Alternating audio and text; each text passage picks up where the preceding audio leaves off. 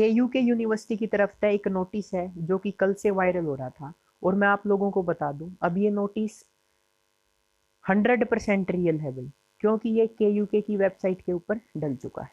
उसके अलावा इस नोटिस के अंदर जो रीअपियर के स्टूडेंट हैं उनको कैसे प्रमोट किया जाएगा, जो रेगुलर के स्टूडेंट हैं उनको कैसे प्रमोट किया जाएगा, उसके अलावा जो डिस्टेंस के स्टूडेंट हैं उनको कैसे प्रमोट किया जाएगा, उसके अलावा जो प्राइवेट स्टूडेंट हैं उनको कैसे प्रमोट किया जाएगा, और एलएलएम के स्टूडेंट हैं उनको भी कैसे प्रमोट किया जाएगा, इस नोटिस के अंदर बता रखा है।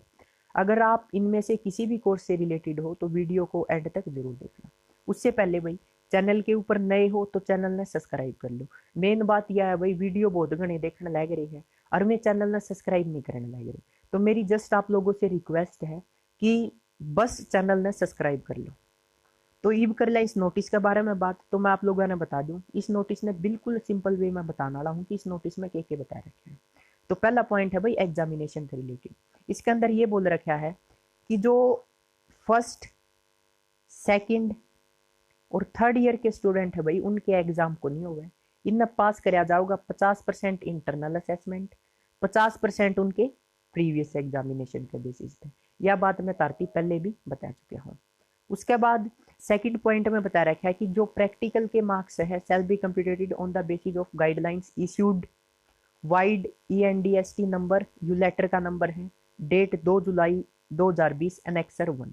यानी कि इनका सेकंड पॉइंट में यू कहना है कि जो अनेक्सर 1 जारी किया गया था उसमें जुकर जुकर बताया गया था कि प्रैक्टिकल के मार्क्स नो लगाए जाओगे, सेकंड सेमेस्टर वाले बालक नो पास करे जाओगे, फोर्थ सेमेस्टर वाले बालक नो पास करे जाओगे, और जो रीअपियर वाले बालक हैं वे इस तरह से पास करे जाओगे। तो ये बात आई अनेक्सर 1 है कि, तो मैं आप लोगों ने अनेक्सर 1 दिखा दूं पहले तो ये देखो भाई ये है अनेक्सर 1। ठीक है, अब इसके अंदर बता के रखा है, तो आप लोगों ने इस नोटिस के बारे में अच्छी तरह बेरा है।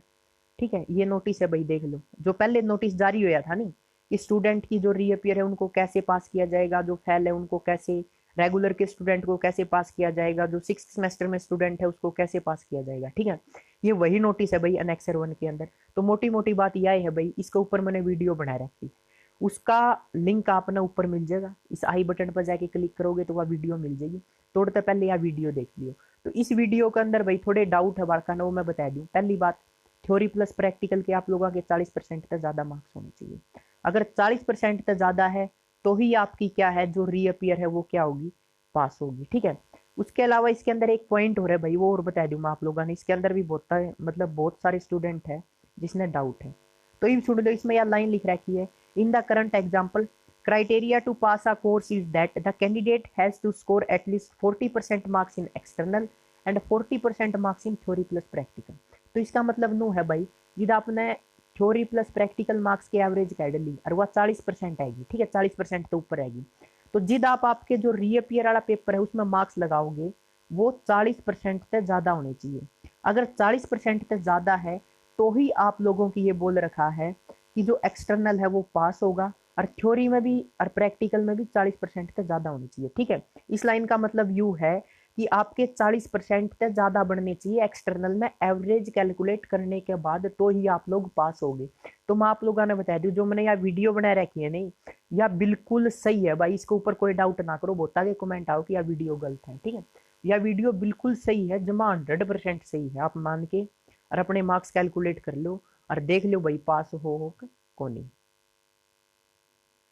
ई भाई बात करी जावे नेक्स्ट पॉइंट की, तो नेक्स्ट पॉइंट में जो बता रखा है, evaluation of marks for UG PG under graduate post graduate diploma certificate courses candidate. यानी कि डिस्टेंस के जितने भी स्टूडेंट हैं उनके बारे में इसमें बता रखा है कि जो फर्स्ट ईयर के स्टूडेंट है, यानी कि जो फर्स्ट ईयर के स्टूडेंट है उनको किस बेसिस पर पास किया जाएगा। ठीक है, तो इस खातर मैं तारती बता दूं, फर्स्ट ईयर वाले स्टूडेंट की असाइनमेंट ले जाओगी। ठीक है, फर्स्ट ईयर के स्टूडेंट है उनकी असाइनमेंट ले जाओगी और उसे असाइनमेंट के बेसिस पर उन्हें क्या कराया जाओगा, पास कराया जाओगा। असाइनमेंट में नंबर मिलेंगे, असाइनमेंट के बेसिस पर आपके थ्योरी में मार्क्स आओगे और थ्योरी और असाइनमेंट ने ऐड कराया जाओगा फिर। ठीक है, छोटी और नॉर्मल और सिंपल बात यह है कि जो फर्स्ट ईयर का स्टूडेंट है उसकी यूनिवर्सिटी असाइनमेंट लेगी और उसे असाइनमेंट के बेसिस पर उसने पास करेगी।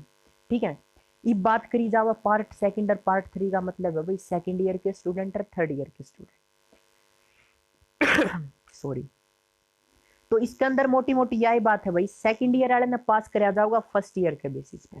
ठीक है, दोबारा तो सुन लो, जो सेकंड ईयर के स्टूडेंट है भाई उसने पास कराया जाऊगा फर्स्ट ईयर की परफॉर्मेंस के ऊपर, और जो थर्ड ईयर का स्टूडेंट है उसने पास कराया जाऊगा फर्स्ट और सेकंड का एवरेज मिला के।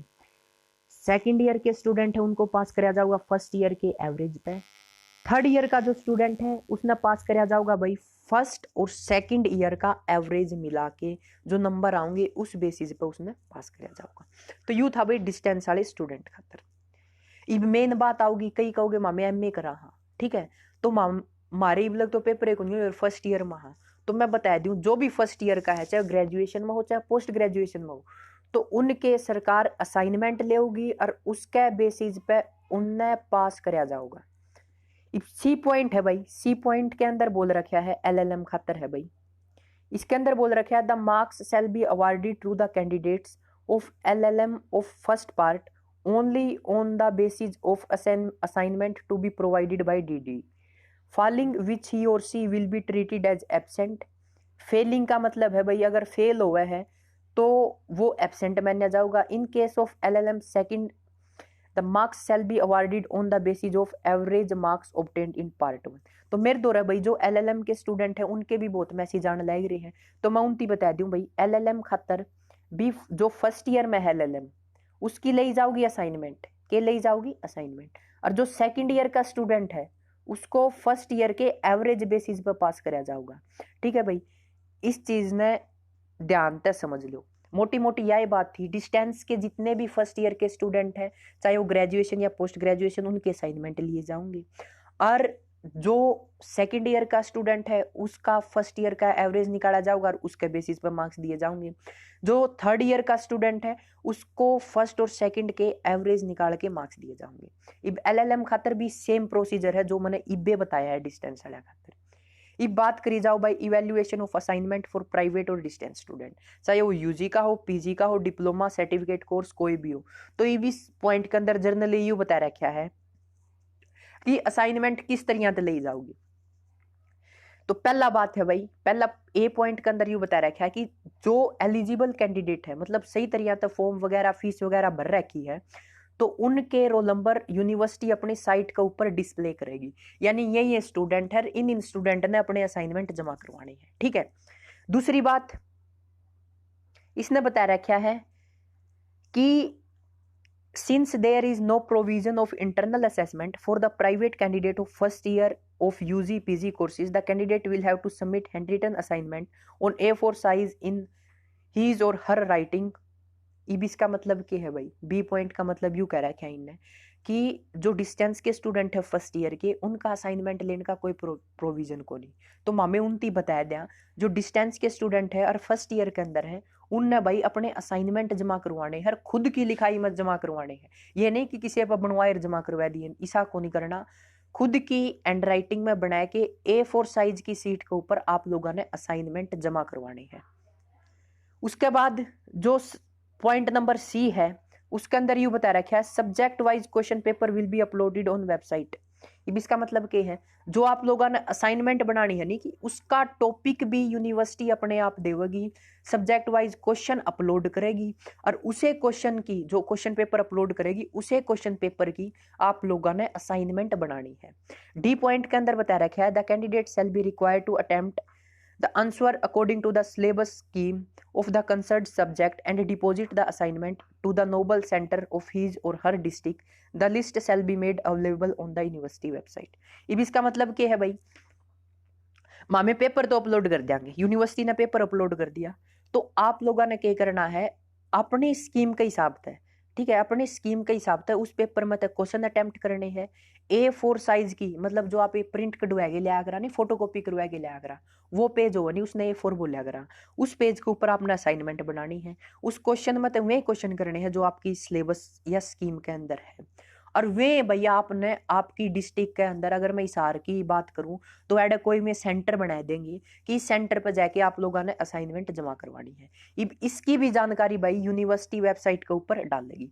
The student of LLM first year will submit there assignment in the director of distance education.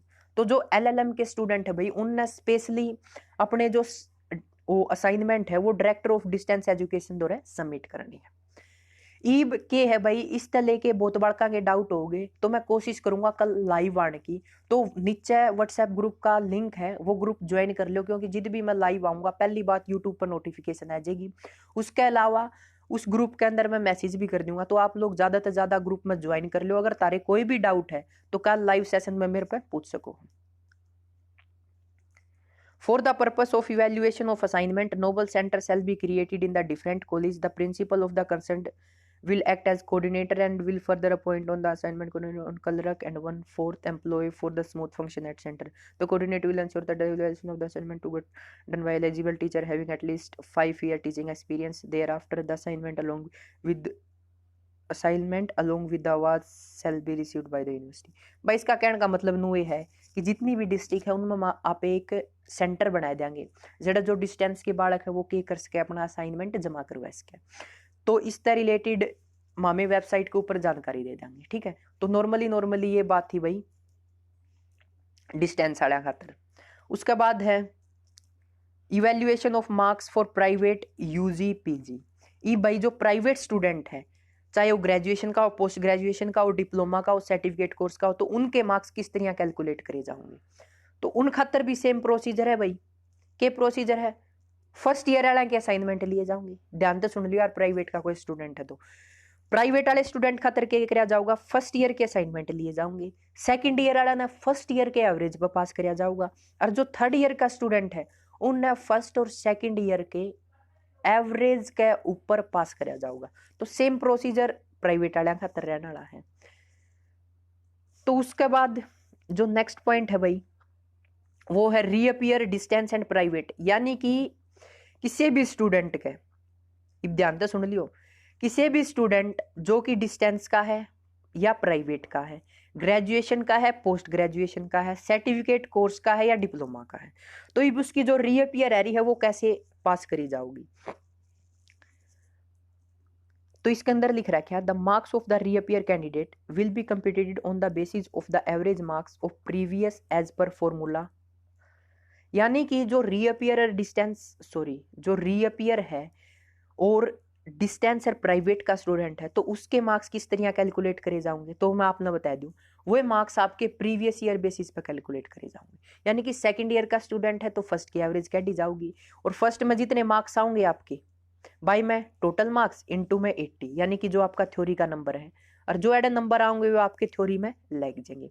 दूसरी बात, जो थर्ड ईयर का स्टूडेंट होगा उसके फर्स्ट और सेकंड का एवरेज कैड जाओगा। फर्स्ट और सेकंड का नंबर का टोटल करके फर्स्ट और सेकंड में आप लोगों के जितने नंबर आएंगे और दोनों के एडअप करके इनटू में 80 कर दिया जाएगा, जो आपके मार्क्स बनेंगे वो ऐड आ जाएंगे।